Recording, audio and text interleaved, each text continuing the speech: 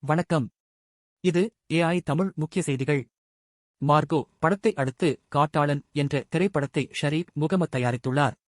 இப்படத்தை பால் ஜார்ஜ் இயக்கியுள்ளார். இந்த திரைப்படத்தில் ஆண்டனி வர்கீஸ் முக்கிய கதாபாத்திரத்தில் நடித்துள்ளார். நடிகை ரஜிஷா விஜயன் கதாநாயகியாக நடித்துள்ளார். தெலுங்கு நடிகர் சுனில், கபீர் துகான் சிங், ராப்பர் பேபி ஜீன், ராஜ் திரண்டாசு, பாலிவுட் நடிகர் பார்த்த திவாரி ஆகியோர் நடித்துள்ளனர். தாய்லாந்தில் இதன் ஆக்ஷன் காட்சிகள் படமாக்கப்பட்டன.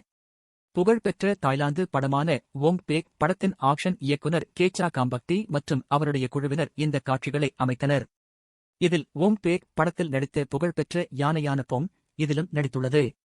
பானிந்திய வெற்றி படமான காந்தாரா படத்திற்கு இசையமைத்து பாராட்டப்பட்ட இசையமைப்பாளர் அஜனீஷ் லோக்நாத் தற்போது ஷரீப் முகமது தயாரிக்கும் இரண்டாவது படமான காட்டாளன் மூலம் மலையாளத்தில் அறிமுகமாகியுள்ளார்.